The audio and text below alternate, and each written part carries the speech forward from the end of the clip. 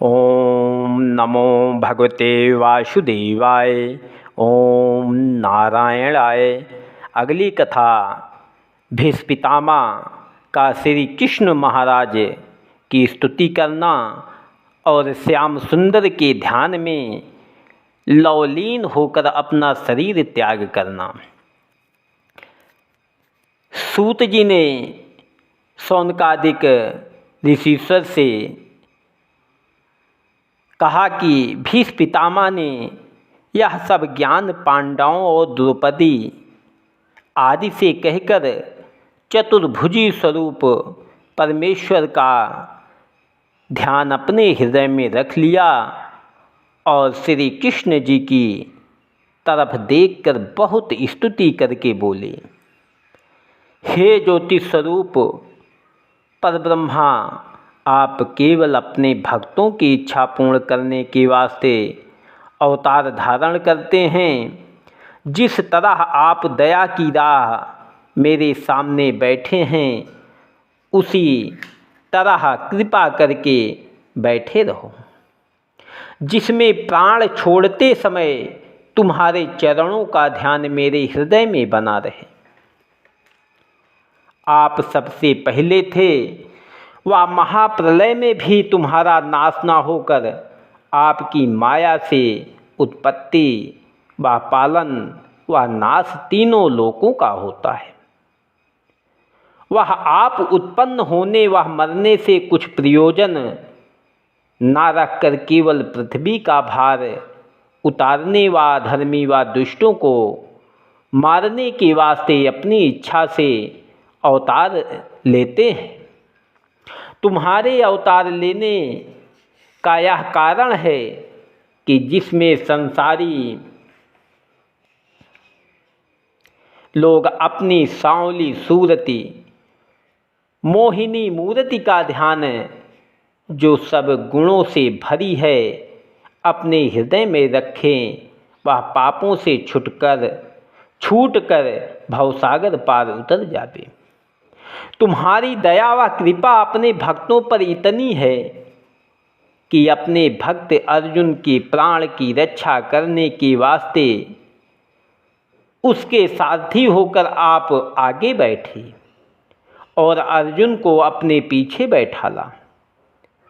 जिस समय में चोखे चोखे बाण अर्जुन पर चलाता था, उस समय काल भी उन बाणों के सामने होता तो भाग जाता।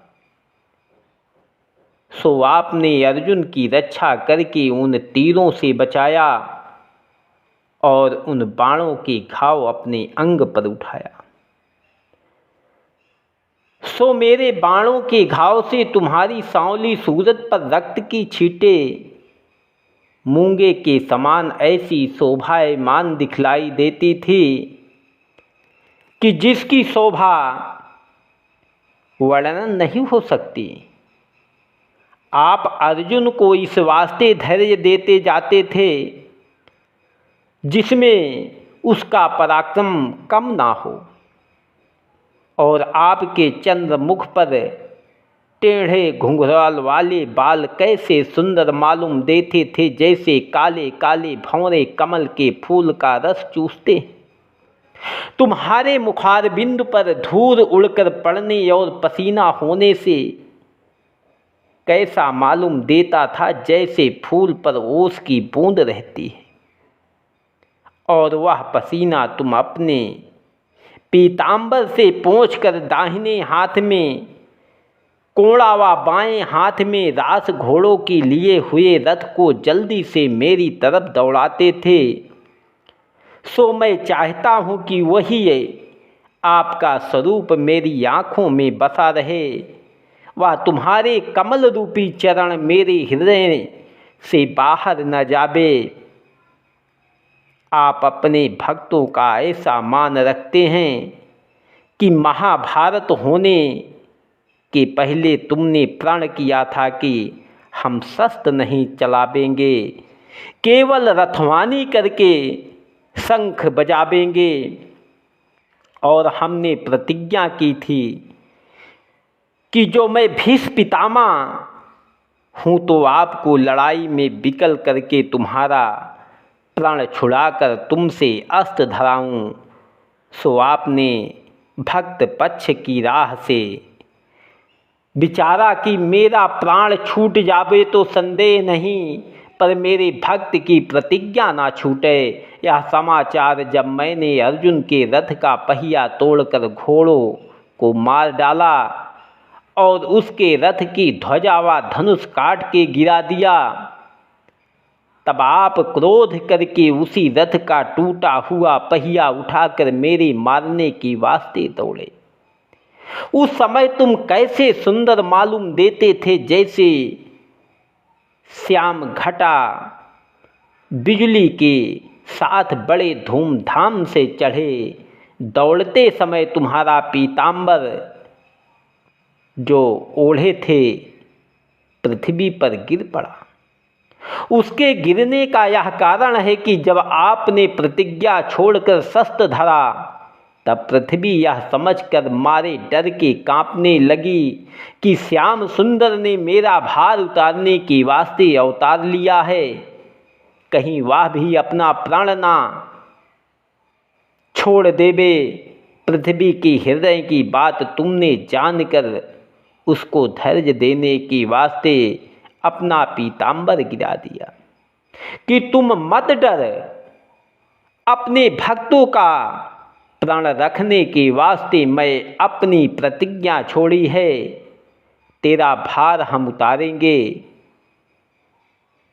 जिस तरह कोई मनुष्य अपनी वस्तु दूसरे के बोध करने के वास्ते गिरोह धर देता है, उसी तरह तुमने अपना पीतांबर गिराकर पृथ्वी को धैर्य दिया।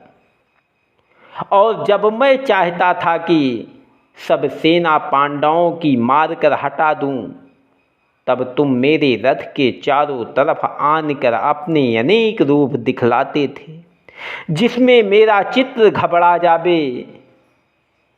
जब मैं अनेक रूप देखने से विकल होकर या नहीं समझता था कि इसमें कौन रूप सत्य और कौन स्वरूप माया का है, तब फिर तुमने अपने निज रूप से रहकर मेरी बहुत प्रशंसा करते थे। जब मैं उन बातों को समझता हूँ तब मुझे बड़ी लज्जा आती है और अपने को अपराधी समझकर आपके सामने अपना मुंह नहीं दिखला सकता। आप दयालु, अपने भक्तों को ज्ञान देकर उनका मनोरथ पूर्ण करने वाले हैं। इसलिए तुमने मुझे जो मरने के निकट पहुंचा था, बिना बुलाए आनकर अपना दर्शन दिया। नहीं तो मरते समय बड़े बड़े मुनि और ऋषीश्वर और ज्ञानियों को ध्यान में भी तुम्हारा दर्शन जल्दी नहीं मिलता। किस वास्ते कि अंत समय मनुष्य को इतना दुख होता है जितना कष्ट 60,000 भिक्षु के एक साथ डंक मारने से होता है। इसलिए उस समय पीड़ा से मनुष्य अचेत होकर उसका चित्त ठिकाने नहीं रहता। उस समय तुम्हारी कृपा होने से जितना ज्ञान बना रहता है, वह आदमी तुम्हारे चरणों का ध्यान हृदय में रखकर भवसागर पार उतर जाता है। इसलिए मैं तुमसे यही चाहता हूँ कि यह स्वरूप आपका मेरे आँखों में भीतर बसकर तुम्हारे चरणों में मेरा मन लगा रहे। यह स्तुति करने के उपरांत भीष्म पितामह ने ज्योति स्वरूप का ध्यान हृदय में रखकर श्याम सुंदर और सब ऋषीश्वर और मुनीश्वरों को दंडवत करके अपनी आंखें बंद कर लिया और योगाभ्यास के साथ अपना तन छोड़कर वैकुंठ पाया। उस समय देवताओं ने आकाश से फूलों की वर्षा किया।